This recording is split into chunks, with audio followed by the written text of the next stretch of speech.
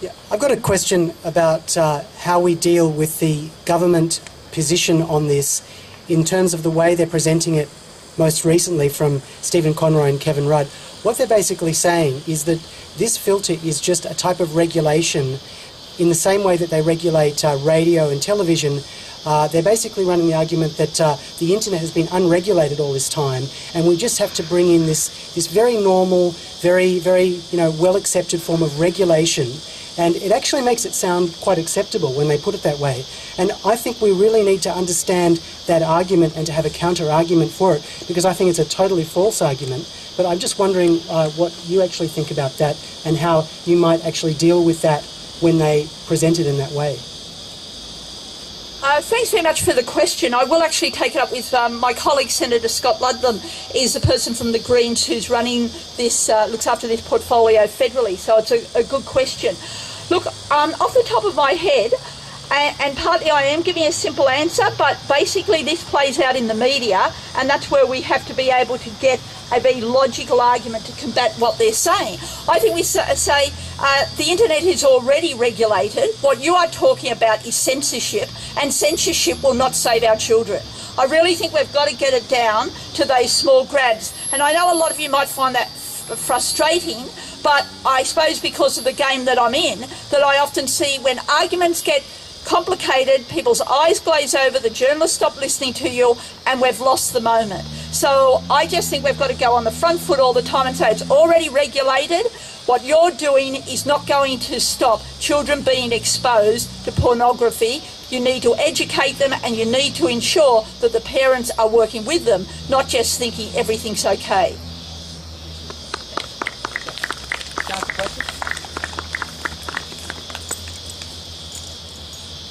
G'day, I'm Shaz.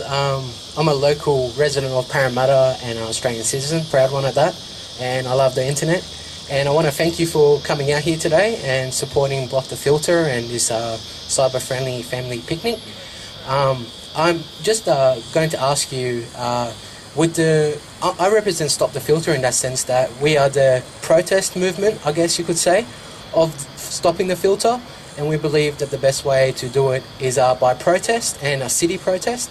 And we're wondering if the Greens Party will be willing to support us in that, a peaceful protest, a peaceful assembly, to raise greater awareness to the rest of Sydney. And would they be willing to even go far as support us with public liability and other things like that? And if the Greens support, one of the other ways of fighting this, besides our picnic, would be maybe a city protest in the next month before the bill is passed. Thanks very much for the question. Oops. On the issue of liability, I think that could be possible. Need to speak to our party people. We often assist organisations with liability, but I must admit I'm not up on it, so we'll talk about that. We'll get each other's details. In terms of the protest, we'd be keen to support. We regularly support peaceful protests, and we also have an e-brief that goes out to thousands of people where we advertise things like that. So we'd be keen to talk to you about that as well, because the coming few weeks are the critical time when we've really got to get going on this. Excellent. Joshua Jackson, truthnews.com.au. I'm just wondering, how would we, as the Greens member here, the whole notion that this is about child porn and stuff is so ridiculous to me, because I mean I've been on the web my whole life, since the mid '80s, and I've been to all sorts of corners. I've never come across this stuff ever. And, I mean, I'm sure it's out there, but I don't see how kids can... And look, kids can turn on the TV at cartoon time in the mornings and get some grinding girls wearing nothing on television. Where is the consistency? So, also, I just want to ask, on the position of, so for me it's more of a thing that they actually... It's political talk that the government would want to censor. So this stems into hate speech, which, I mean, I'm no racist, I'm very anti-racism, but if someone says something that's against the Israeli policies against Palestine, that could be categorised as a hate speech or something against Jews, and then maybe that would just be shut down if there was a movement to say, hey, let's have some peace in the Middle East or something like that, or trying to figure out, have some conversations or dialogue. And is this something that the Greens is going to try and push, or the government, or anyone that's, the Pirate Party or anyone that's involved in this movement, to try and say, hey, let's just stop with the lie about the child. This is just ridiculous. Anyway, what child looks at child porn? It's adults. Let's arrest them instead of blocking it. Let's arrest them. Find the sick, buggers behind this and arrest them. And let's focus on the real issue, which is government growth and growing, political dissent. Thanks for that. You've summed it up really well. Look, I often think the talk about pornography says more about the people who are talking about it than what their real intent is. Like, you've summed it up. Oh,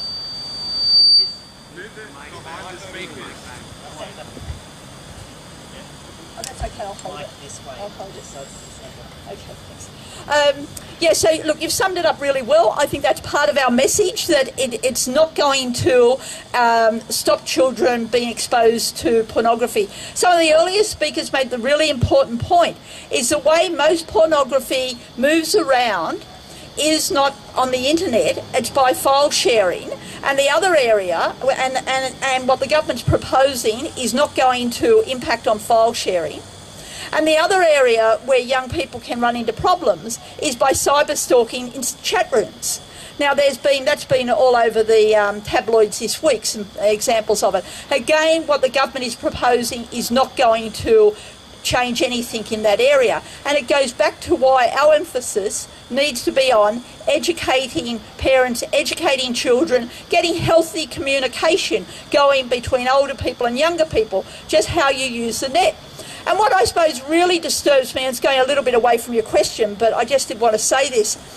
Like, I came across the internet in the mid-1990s, early 1990s, when I'm working for a community group called AidWatch. And I can remember being so excited by it. It really blew me away. And I imagine there's quite a few of you here who didn't grow up with the internet but come across it at some time in your life. But the generations coming through now are going to grow up with it. That is just part of their life. And that is so fantastic. The opportunities it provides, the connections, the education, just the choices that they can make in terms of their communities, in so many things that we're yet to come to grips with. And to have this nasty, sort of very cynical approach with putting a big brother in place that's going to make, which is really sending a message out of you've got to be fearful, you've got to be relying on other people, which we know can't work, but it can add a really dangerous element, to my mind, to the democratic process. It is so destructive. And that's one of the things that I find very troubling, that when young people should be growing up with something that's so fantastic, that is just like we grew up with books and pens and typewriters and things like that, they grow up with this other tool that is just mind-blowingly amazing, and that they should be free to enjoy and welcome the great beauty of that. A question that I would like to put to you that came to me when I was listening to the question, which is again like, how do we get our message across? We've been using terms like no filter, no clean feed. Can I tell you, people don't understand it. They really don't, what that means. That's why I've used the term a lot in censorship, because people know that word. I think we've actually got to come up with language that makes it easier for the person walking down Church Street on Parramatta who uses the internet but has not heard about this, can relate to what we're talking about and will be worried about what they're doing. And I've got to say, I don't think the word no clean feed and no filter actually works. So I think that that's something we've got to take on board, because what we really need to do is find more allies in this campaign. and it was excellent to hear about the impact on minorities. But there's heaps of other, the union movement. Imagine if Howard was in, or Abbott, we get Abbott back, who has said that he likes work choices still, and they get more hardline, and they happen to end up with control of the Senate again. I mean, who knows what's down the track? We never thought that the coalition would control the Senate, but they did. For 4 years. They had control of the Senate. Imagine that happens in 10 years' time. What does Abbott do then to the union movement?